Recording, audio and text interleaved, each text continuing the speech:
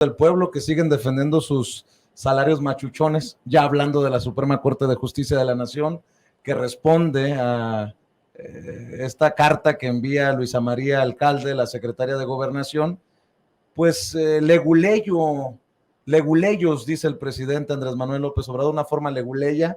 La realidad es que terminan enredándose en lo mismo, de defender sus salarios, altos salarios y sus privilegios, y de no decir no a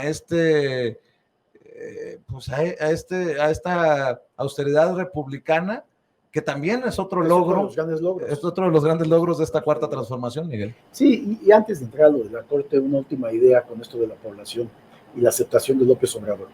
Fíjense, decimos, o según las encuestas, entre el 60 y 70% está con López Obrador, con su proyecto de gobierno, con la 4T. Y entonces la oposición dice, bueno, si entre el 60 y el 70, la oposición tenemos el 40 o el 30. Mentira, porque entre el 60 y 70 está apoyando la transformación de este país. Y del otro, consideremos que es un 20% mínimo que no emite opinión, que no le interesa. Que entonces no ahí tenemos un 70, un 80, un 90% ya, que no se mete. Y entonces dices, bueno, entonces la oposición, bueno, pues tiene abajo, tiene solamente un dígito, Vicente. Estamos hablando de un 5, 6 o 7% tiene la oposición, hablando de estadísticas, hablando de números, que a muchos no les gusta, sobre todo a la oposición, porque lo mismo pasa con los homicidios, con la violencia en el país. ¿Qué es lo que hacen para decir hay más muertos en este sexenio? Bueno, si tú ves la figura de la encuesta, ¿cómo se leen las encuestas? Pues está de muy bajo y va aumentando, va en una línea que va creciendo permanentemente. Con Calderón llega a un tope altísimo. ¿Qué significa con Calderón llegar a ese tope? Pues que es una violencia que los grupos del crimen organizado lo exacerbaron. Allí están esos grupos criminales a los que apoyaba Felipe Calderón y Genaro García Luna. Por eso la violencia había llegado a esos niveles. Bueno, Peña Nieto se mantiene ahí la violencia. Igual, porque los grupos criminales no desaparecen porque cambia el presidente. Florecieron con Calderón, se ve la línea, cómo sube, y quedan ahí. En este sexenio pasado, se mantiene esa línea. Con López Obrador, que también cuando asume el poder, están esos mismos grupos criminales, ya consolidados. Sigue una enorme violencia con esos mismos grupos fundados que crecieron con Calderón. Y entonces no se ve inmediatamente que va a bajar. De hecho, hay una tendencia a crecer. Pero van pasando en estos 4 años y medio, 5 años, y empieza a decrecer esa violencia. Entonces, si tú sumas los 4 años y medio de gobierno de la actual administración, obviamente tiene más crímenes que los otros sexenios, pero porque así lo dejaron ellos, con toda la criminalidad, violencia, grupos delincuenciales, cárteles, ahí lo dejaron. Entonces tienes que empezar a trabajar primero para que se alinee, que ya no suba, y después para que empiece a decrecer. Ya está decreciendo. Es como se tiene que medir las estadísticas, las encuestas, no como ellos lo hacen. Pues suma cada año, entonces te dan un número más alto que el que tenía Calderón. Pero además no podemos confiar en las cifras del sexenio de Calderón porque se maquillaron, y con la complicidad de los medios, este pacto de silencio del que hablabas tú, Nancy. Yo en lo particular digo, ¿cómo podemos confiar en esas cifras si los mismos medios estaban en complicidad? No sé. Pero sí hay que entender lo que el presidente ha puesto las gráficas ahí, y que yo creo que a este gobierno sí le ha faltado a alguien que explique de esta manera, o de cualquier manera, pero que explique por qué hay en número más crímenes, más homicidios en este sexenio. Porque una vez que llegó a su tope máximo, pues se mantiene, después de que se mantiene empieza a bajar. Y esa es la tendencia que debe de buscarse. Y no va a ser en un sexenio que logre eliminarse, eso no va a suceder. Con respecto a la Corte, efectivamente, como mencionas, es una vergüenza esta Suprema Corte. Es una Suprema Corte de injusticia, de abuso y de corrupción.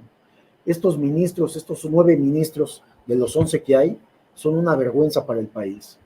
Si tú dices qué es lo que ha pasado durante muchos años en México, es que no hay justicia, que la impunidad ha privado y estos jueces, magistrados y ministros se han enriquecido mediante la venta de la justicia. Aquí estamos hablando de lo que tú planteas, Vicente, de los ingresos, de los salarios y las prebendas, que son infinitas. Hoy el mismo presidente, al hacer el recuento, es brutal. Dice, ¿cómo es posible que la oposición siga apoyando a la Corte con todo este gasto y abuso de poder, abuso del dinero público? Pero no es ahí, esa no es la fortuna que ellos tienen, Vicente. Ellos tienen una fortuna porque venden la justicia al mejor postor. Así lo han hecho históricamente. Y es ahí donde están las grandes fortunas que nosotros estamos tratando de investigar, que no es nada fácil, pero que es donde va a poder saberse y conocerse cómo estos ministros de la Corte y también los que salieron han acumulado miles de millones de pesos en cuentas, en bienes, en propiedades, en viajes, en gastos, en ropa, en restaurantes de lujo, en hoteles, en vacaciones, en vehículos de lujo. Y nadie se ha metido ahí. Tenemos que meternos ahí. ¿Y por qué digo nosotros, la prensa? Porque la autoridad no está dispuesta a revelar esta información. Pues claro. No sé por qué, pero este gobierno debería de estar investigando a los ministros, a los 11 ministros de la Corte en sus enormes fortunas que tienen. ¿Y de cuánto es el guardadito, Nancy, que tiene el Poder Judicial? 20,000 millones. 20,000 millones, y dice el presidente, ¿cómo lo pueden comparar con mis gastos, no? O sea, de hecho hubo un gran recorte. Y dice 20 millones. No, es 20,000. Son 20,000 millones. Pero de hecho el Poder Judicial tiene más de 30,000 millones en guardado. Y porque le quieren refutar, le quieren responder con, y usted también gasta, ¿no? Ay, pues sí, pero hemos visto que esta presidencia gasta muchísimo menos que las de las pasadas presidencias con el PRI y el PAN. La oposición dice, ¿cuánto cuesta que el presidente vive en un palacio? Ay, bueno. Dices, bueno, después de que les quitó Los Pinos y Los Pinos lo convirtió en un centro cultural, usted tiene que vivir en Palacio Nacional al menos.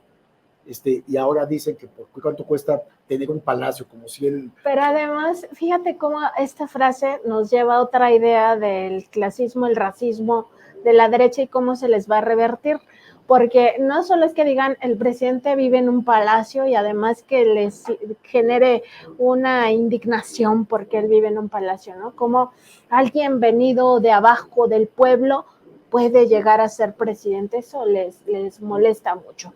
Pero además les molesta mucho, y esto lo hacen de forma muy recurrente, y ojalá ahora que se dicen del pueblo, dejen de hacerlo, que si ven a alguien, a cualquier persona que trabaja dentro del gobierno de la Cuarta Transformación o que simpatiza con la transformación de este país, lo graban en el momento en el que lo encuentran en cualquier plaza, en cualquier restaurante, ni siquiera digamos de los lujosos, ¿no? De esos que pues vas ahí en una celebración de cumpleaños, de pues, algo que estés festejando, ¿no? O incluso para comer simplemente, ¿no? Te das ese lujito de vez en cuando. Ah, no, pues ahí están con las cámaras, incluso si no son ellos, que pasó con Paco Ignacio Taibo II recientemente, ¿no? Aquí está el de la transformación, desayunando, comiendo en tal lugar. ¡Ay, qué indignación! Comparándolo con Cuba, además. Pero además diciendo, ustedes no caben aquí. O sea, ustedes, el pueblo, nos molestan. Fuchi, háganse para allá.